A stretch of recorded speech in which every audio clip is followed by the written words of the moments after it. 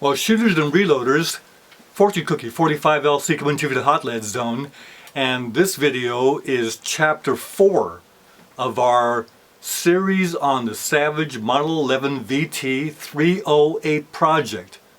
And the name of this chapter is Barrel Break-In, the Great Debate. Turns out there's a great controversy over this subject because you've got some shooters who swear by the necessity to break in a barrel in a precise manner because they've got a rifle that they did that on and it shoots half MOA or maybe a little bit less, and so they're saying this is the greatest way to get the accuracy similar to that. And then you've got other shooters who have noticed that they don't break in their barrel, they just go ahead and shoot it and the rifle shoots half MOA. And they're happy with that. And they go ahead and clean their gun regularly and according to prescribed manners. And that's all they need to do. And then you got a big group that doesn't give it a second thought. And they bought the rifle, maybe it's a entry-level rifle, and they want to go out and shoot at the range, have a good time. They want to be able to take it out and hunt with it, this kind of thing. And they're going to zero in their scope, they're ready to go. And they don't think about breaking in a barrel. Now, years ago, when we bought a new car, there was definite recommendations as to breaking in the new car. Because you got the engine and needs a set and all this kind of thing, and so you don't exceed a certain speed for the first 500 miles, whatever it is, this kind of thing. Break in the car. Well, you got all those moving parts and this kind of thing, and today you don't hear about breaking in cars. You buy your car and you just drive it. And perhaps that's because of manufacturing and with all the computers that's been used and everything else to assemble the cars, there's no need to do a break-in period other than just driving it. Well, the idea is we just shoot our rifle and just shoot it and it'll break in doing that. But for those of the shooters out there who have a prescribed break-in sequence or techniques to break it in, that's being done. If you go to the range, you'll see someone there with a cleaning rod and they're cleaning their gun after every shot, or every 2 shots, every 3 shots, or cleaning their rifle, and that's their break-in period they're doing. Well, it turns out that Raul Danger and Fortis Victus have posted a comment about this exact subject. And yes, there is a controversy. In fact, there's a strong controversy. There's some shooters that are very passionate about whether rifles should be broken in or not. It doesn't help that there are noted people with credentials on both sides of the argument. So that you have people that are very experienced and this kind of thing on both sides of the argument. You have anecdotal evidence on both sides of the argument. Well, you look at the barrel break-in procedures. There are so many of them and it's hard to get any kind of consistency because you have the 1 shot and clean for 20 shots, 10 shots, 5 shots. Then you go to 2-shot groups, or do you go to 3-shot groups and then clean again? And then you go to 5-shot groups and clean again?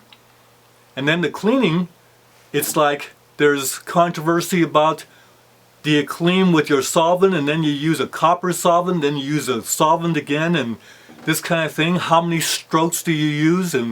And there's a prescribed right down to how many strokes you use. And then you look at all the cleaning rods. There's a certain cleaning rod that should be used. Some say you use a stainless steel rod, others you say use a coated rod, others say carbon fiber.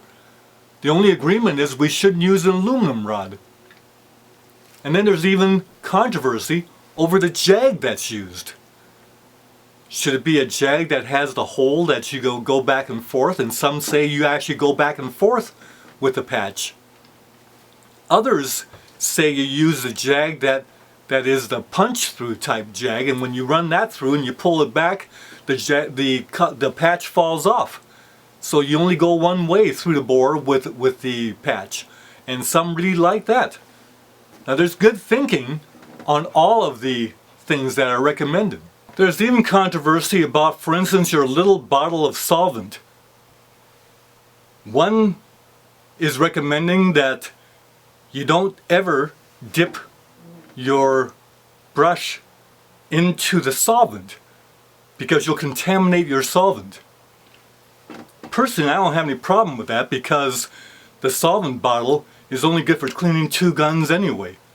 Whether I'm using Ballistol or whether I'm using Ed's Red, if I use Ballistol, same thing. I only get a chance to clean maybe 2 guns, so that never gets that contaminated.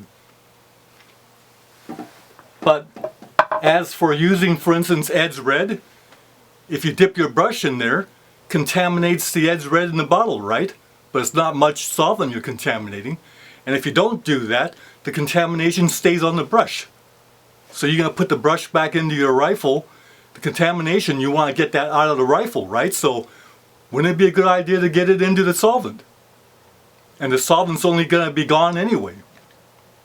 So what's wrong with dipping it into the solvent? Why do you need to use an eyedropper to put it on your brush and run it through to keep it out of here? Ideally, you'd want to use a new brush every time, right? Because that way you run the brush through, you use a new patch. Why not run the brush through and then change your brush? Use a brand new brush so contamination never gets back into the rifle. And then there's a recommendation that if you're going to use a copper solvent, that you use solvent from the same company so that there's no chance of incompatibility between the copper solvent and the solvent. And that's a recommendation. But the fear is that you're going to get some kind of chemical reaction. Well, what's to say that there's an incompatibility within the same company? So I don't really see if that's a problem or not. Well, why does it have to be the same company's product? Why can't we use Ed's Red? All kinds of things about the way that it should be. You won't be able to find 2 barrel break-in advocates that have the same exact way of doing it. And no one comes out and says this is the way it should be done, and everyone agrees with it. Well, even Savage. You take Savage, for instance, that you read the instruction manual, which they say you need to do. Read it and understand it thoroughly. Makes no mention about breaking in the barrel. Neither do any other manuals from the other companies.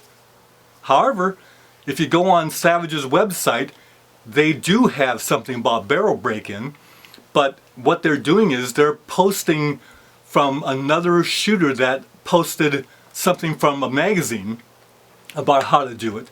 So it's not even Savage's way of breaking in a barrel. They're just using one way of doing it that's out there among all the other ways. So you're going to see now, I'm going to go to the range and you're going to see that I'm going to take an hour and 15 minutes to shoot 10 shots. I'm not going to tell you what I do for barrel break-in, because if I tell you, it doesn't mean anything. It's just another way out there that's doing it. And no matter what I might recommend, you're going to have passionate people that will say that's not the way to do it. And then you're going to have passionate people that say it doesn't, not necessary to do in the first place. So what it really boils down to is each individual shooter needs to take care of barrel break-in or not according to their own belief, their own experience, their own study and reading, and if it's good for that person, that individual shooter, it's good. Boils down to that if we lose accuracy out of our rifles because copper fouling is happening in this barrel, if you get that, use your copper solvent and remove it. We used to shoot varmints out in Weed, California, and when we did that, say there were 4 of us that would like to go out there, and between the 4 of us we would shoot 500 ground squirrels in a day. And perhaps 200 of those were shot with a long gun, such as 270 Winchester and 222 Magnum. And so we would shoot probably about 100 ground squirrels with each one of those guns. And we didn't clean the rifle after every 10 shots. There wasn't time for that. The squirrels were running around and you just shoot them. So we brought out a lot of ammo when we shot the ground squirrels. No cleaning between that time until we got home. And that's after we shot 100 ground squirrels with each one of the rifles. So, and here's the thing. Of course we don't want our barrels to heat up, because a heated up barrel will suffer more wear and tear if you run the barrel hot. Well, it's commonly known that if you're in wartime and you've got a situation where you need to use your fully automatic weapon, you're going to just burn that barrel red hot if you have to, because the idea is to stop them from destroying your ship or whatever it is you're protecting. So the whole thing is, if you burn out a barrel, you get another barrel. If we wear out our barrels shooting varmints, we get another barrel.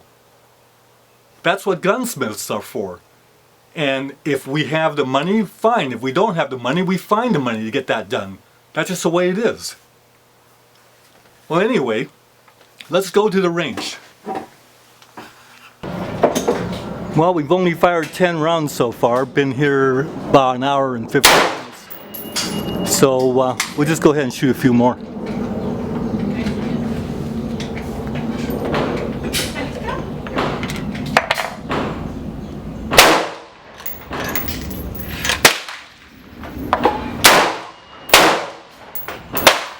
you want it higher? Seat higher? Not right.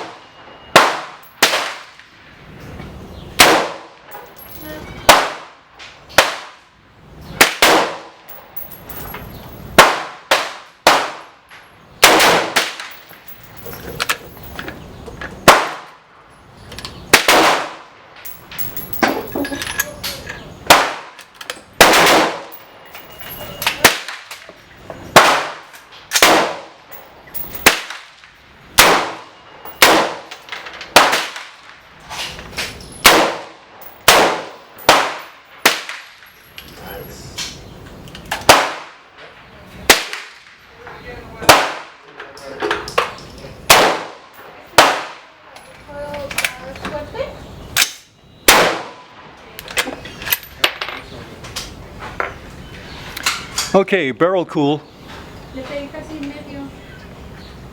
So we're shooting the Hornady ammo now. 1, 2, 2. 1, 2, 2, 3.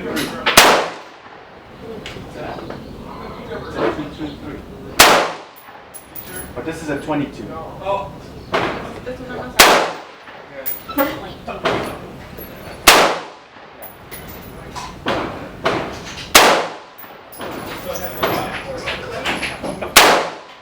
Yeah.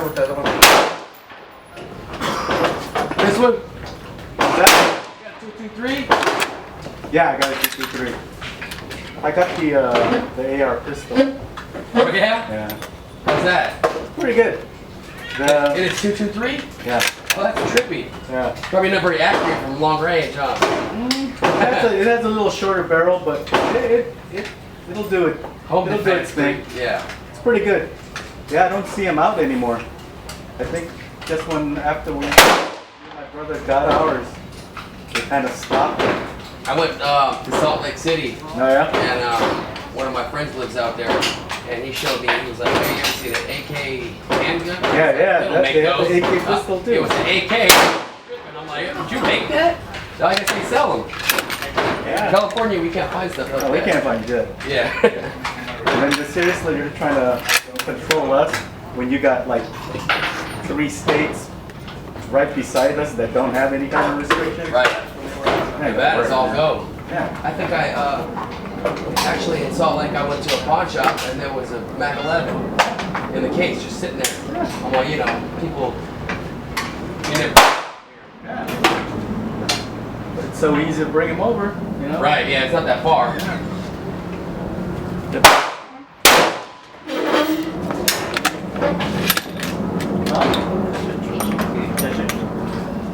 No, I'm gonna finish. They're all dramatic if you want.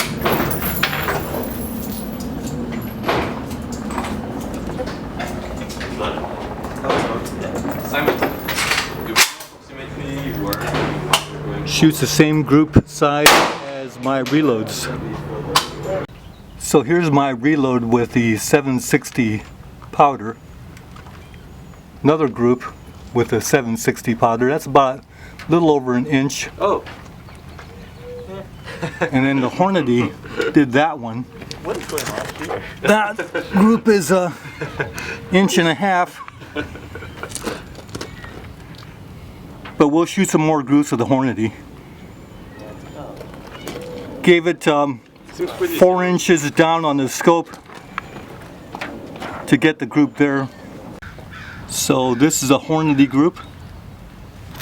There's 3 shots in this Hornady group. That was the best Hornady group of the day. And then right there. So I would say the Hornady is good for a 1-inch accuracy. As for the reloads, they shoot like this. It's a little over an inch, and that's a little under an inch. So about an inch. So both loads shoot 1 MOA. Not much to choose between the two. So I could go with those right away just for a baseline, but we're going to do some precision reloading to improve the accuracy. Plus, the idea of completely free-floating that barrel might be a good way to go. So today we just shot to get some brass that's Firearm to the rifle, and we used reloads of 47.5 grains of 760 powder, Nosler 165 grain ballistic tip bullets, and they're patterned after the Hornady factory ammo. This is 168 grain AMAX bullets, Hornady factory ammo. And the results were that both loads shot about the same. Ceasefire, ceasefire.